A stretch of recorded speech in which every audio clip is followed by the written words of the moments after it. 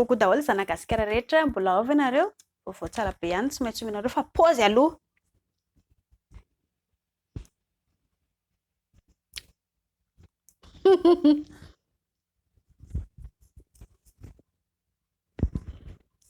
Oka izay paozipaozy. Vaovao tsara no omenanareo androany, tsy hoe vaovao tsara zany fa entina isisainantsika rehetrarehetra dia hoe ny môly. Tato ato izay ohatra lasa nalaza be ilay izy, maro ny tanora hoe alaina keriny dia lasa tsy mahatsiaro tena. Mila fantatry ny tsirairay zany ohatra ny ahoana ny asan'ny môly. Voalohany dia natokana ho an'ny olona adala ny môly, izany hoe ho an'ny olona marary saina, fanafody natao ho an'ny olona marary saina.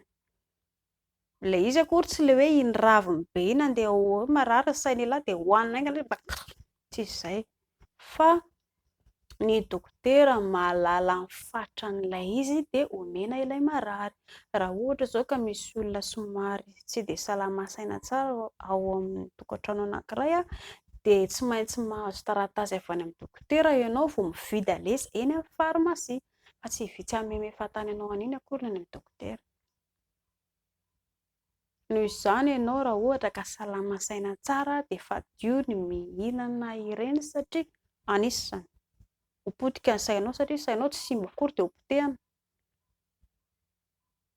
Hojerentsika tsirairay ilay izy ary ilay atao hoe fanafody.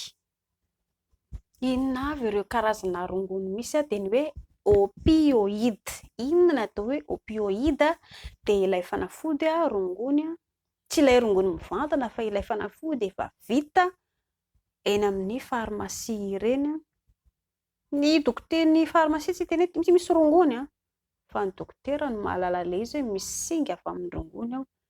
Opioïde filazana azy, izany hoe misy karazany be dia be, ny sasany pilina, sasany somary ireo karazana fangarona fanafody nahodina avy amin'ny alalan'ny môly dia antsoina hoe opioïde.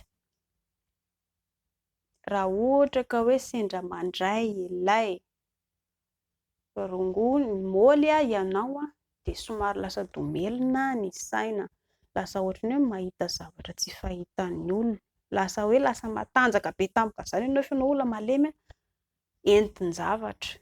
Taddio tsara fa ho simba ny sainao raha zadrazatra ratsy an'iny ianao. Loza teraky môly daholo izany. Raha ohatra indray izao ho an'ny olona be ady saina be ka anisany ianao hoe tena kivy loatra ianao ka hoe sendra mivoaka môly ihany koa,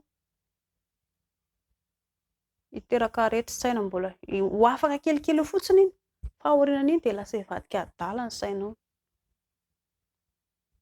Izany raha miady saina be loatra ianao maka aina tsara, tonina tsara ny fo dia vahana ilay izy. Fa fadio ny mikasoka ny môly raha ao anatin'ilay tena miady mafy be ny sainao fa ho lasa adala ianao.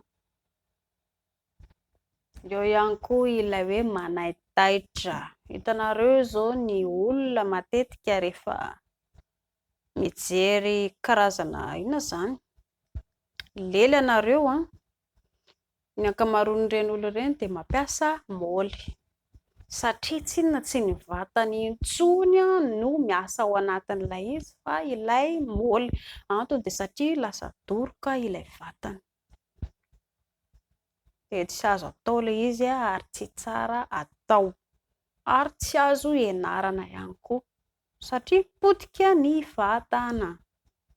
Natao ho an'ny olona marary saina ihany ny môly. Noho izany fadio ny manandran-kandrana. Inona ihany koa mipotiky ny môly dia ny lalan-drà mangamanga. Jereo tsara eto amin'ny lalan-drà an-tanantsika misy karazany roa atao anatin'ny vatany, ny lalan-drà menamena sy ny lalan-drà mangamanga. Ilay lalan-drà mangamanga atao anatin'ny vatantsika misy 34 raha kely indrindra miainga avy ato amin'ny atidoha, ny tenda mandalo ny vatana ary ny asan'iny lalan-drà iny dia rivotra mampiaina antsika ny asany. Anisan'ny mampatonga ny varisy ihany koa ny môly. Zany akory tsy midika izay olona voavarisy rehetra dia mifoka môly daholo, fa raha ohatra ianao ka sendra hoe misy an'ilay varisy ka mbola mifoka môly, taddio tsara fa vao maika io hitombo ngeza be. Raha ohatra moa ianao ka hoe hatramin'izay ianao tsisy varisy fa mifoka môly, dikan'izay zany dia ilay môly no mampatonga varisy ao amin'ny vatanao. Fa noho izany ny asan'ilay lalan-drà manome aina ho anao, dia io no potika rehefa zatra mifoka môly ianao. Mihena ilay fiainana ao anatin'ny vatanao ao. Inona ihany koa mipotika amin'ny vatana raha ohatra sendra mifoka môly ianao, dia ity eto amin'ny nify ity, tsy ilay nify be fa ilay menamena eto ambony, ilay menamena, ilay menamena eto ambony, ilay nofo zany, ilay nofo gam filazana azy, ilay nofo ao anatin'ny vatana. Indraindray ohatra lasa mangamanga ny lokony, indraindray ohatra lasa mampatahotra be ny lokony, raha ny tokony ho izy menamena ihany ny lokony. Hitanareo menamena ihany io? Fa raha mivadika mangamanga ny lokony io, na koa ohatra hoe marary lava, ohatra hoe lasa mivadika loko hafahafa, taddio tsara fa ilay môly no hohaninao no namotika ilay nofo le nofo ao anaty nify ao. Matetika koa ny olona rehefa zatra mifoka môly dia potika ny hoditra, lasa mangana, lasa mimatroka zany. Raha ohatra ianao ka somary fotsifotsy dia ny hoditra ao lasa mimangana, lasa mivadika maintimainty ianao, dikan'izay dia ilay môly no hohaninao matetika. Na koa ary ianao efa mangamanga dia tsapanao ihany lasa mivadika tsy ohatran'ny hoditra teo aloha ny hoditra ao. Anisan'izany loza. Ary ny tena ratsy dia ny hoe ny tarehy, mamotika ny tarehy, ny hoditry ny tarehy ny môly. Satria maninona? Lasa mikentrona ny tarehinao rehefa mifoka môly matetika ianao. Ohatra, raha ohatra ka 15 taona ianao izao mifoka môly, dia raha jerena mivantana ianao dia tsy ohatran'ny olona 15 taona fa ohatran'ny olona efa 30 taona. Izany hoe mikankona ilay tarehinao, mikankona, lasa antitra haingana ary simbasimba ny tarehinao, mangididy lava ihany koa etsy andaniny.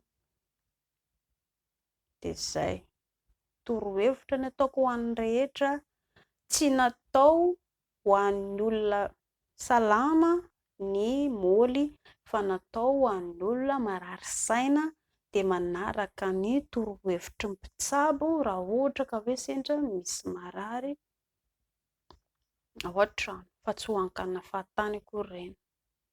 Be dia be ny tsindrona, ny fanafody, misy ilay foana amin'ny orona, dia misy koa ny sigara, tsy maninona fa ny mpitsabo ihany no manaraka ny torohevitra ny mpitsabo dia izay ihany no afaka atao.